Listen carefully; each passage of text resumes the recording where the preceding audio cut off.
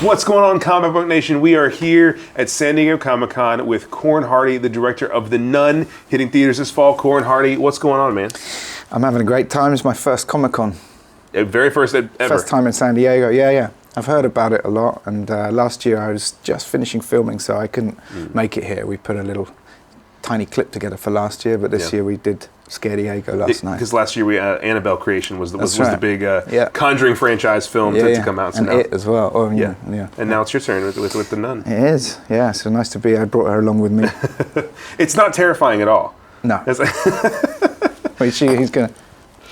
Oh no! And then you're gonna. All right, cool. I'll look at that and during the whole interview, and I'll just have that looking at me and. All right. We'll continue. Yeah. So tell me a little bit about The Nun. Obviously, it's a Conjuring spin-off film. Mm-hmm. It takes place long before. It's more of an origin of this nun character. Tell me about getting into the framework of telling that origin story. Well, it was, a real getting the script, which James Wan and Gary Oman had written. Just reading it made me very excited because it's. I'm always looking for films that you can really get your teeth into, and it had set in 1952 in Romania. Right. It's a slightly different approach to this horror universe. Right. Instead of it being, set in a family household with a possessed family member, this is more of an adventure vibe where the priest Damien Bashir plays Father Burke, and Thaisa Farmiga is this novitiate nun in training. She hasn't taken her vows, and they're sent by the Vatican to go and investigate this mysterious death that's happened in an abbey in the mountains of Romania. And so straight away there was this real nice journey, adventure, mystery, which is different, because you're not normally following the investigators. You're normally kind of you hear about the family and they call them in. So it was straight away just something which really appealed to me. And you obviously had that appeal. I'm sure as a horror director, you worked on The Hollow. Yeah. I'm sure you already had an affinity for the Conjuring franchise. It's a great thing they've built. How did it come about for you to land this movie? Well, I was, I have a number of projects that I'm always, working on my own, and you have these getting films off the ground, and then The Nun came in, and it was also very, it was about to happen. It was kind of like not a lot of time to. Well, I read the script. I knew it was something I wanted to do, and then, a week later we were scouting in Romania, and that was great. Getting awesome to go to Romania to shoot a movie set in Romania, and actually a lot of what we shot took place in Transylvania. So it was as a fan of horror, having grown up on classic horror and 70s and 80s movies and Hammer horror movies and Dracula.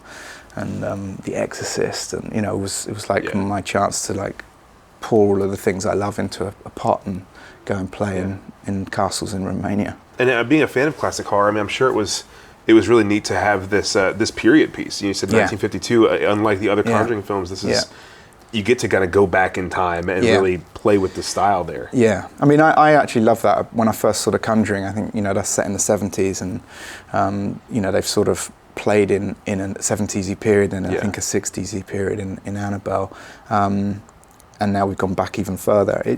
Having a period just really helps visually create a bit more of a sense of an immersive world, because you're a bit further away from what our world is now. I'm not a big fan of modern technology and modern cars, and so we had horse and carts, and we had this rural Romanian village and cemeteries with floating fog and moonlight and candles and corridors, and it perfectly lends itself to a kind of spooky horror movie.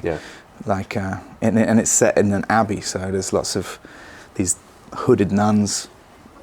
The look of a nun is just, it's got this perfect creepiness to it, which I think. Yeah, and she is very creepy. I keep forgetting she's looking at me, and then I talk to you and look down, and she's still staring at me. She is. They are very creepy. I can confirm that.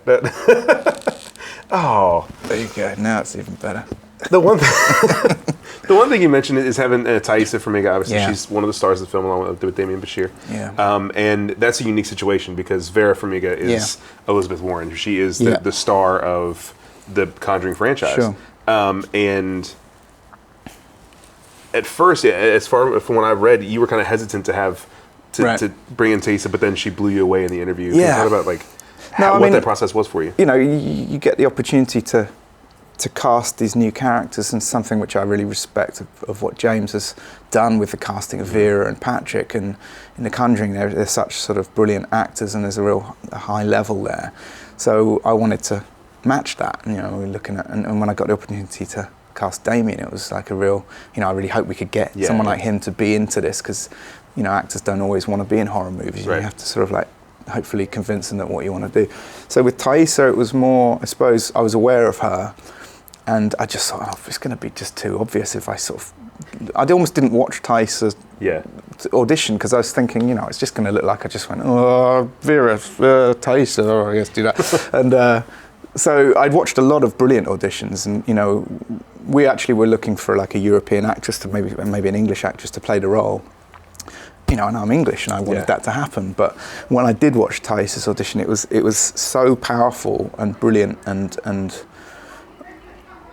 supernatural, really, you know, that I had to cast her. Had you watched her in Had you watched her in other things before? Yeah, obviously, she's a horror veteran, American Horror Story. She's been in multiple seasons of that. I honestly wasn't that familiar with her. I hadn't seen American Horror Story, and so I was just going off. But, you know, I just watched her audition, and I was literally, after one watch, I was like, she possesses something in her eyes that is capable of making you, a viewer, think that what she's experiencing is real. And in a horror movie, that's always turned up, because, you know, you're not just experiencing, you know, I don't know, a crime or a fight or whatever. It's actually sort of elements that potentially do or don't exist. And she's got some, and Vera obviously also has this too. So I think it's a unique, the force is strong in the Farmigas. Absolutely. I mean, they're both so incredibly talented. Yeah. And what's cool about The Nun, just like with Annabelle, is it wasn't a direct, like, oh, here's this storyline of The Conjuring we're going to go back and explore. It's just this one object and this one thing that you see and was part of it, and then that's an origin story you're actually really asking for. Are there any other things that within The Nun that kind of lend themselves to potential other stories to branch off of that? Right, I see. Yes, I mean, we certainly have connected it into this world of The Conjuring in ways I wouldn't like to blow now. Absolutely. And I think that's, again, something James does very well. He kind of creates these little iconic things that you kind of go, I could see that. Yeah, you'd have to wait and see, I think.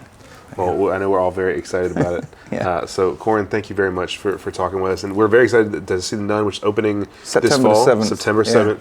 And you guys go check it out. Thank you for stopping by. Be sure to keep up with Comicbook.com on Twitter. All week long, we're going to have stuff coming out from The Nun and from all the other great stuff here at San Diego Comic-Con. So until next time, we'll see you later.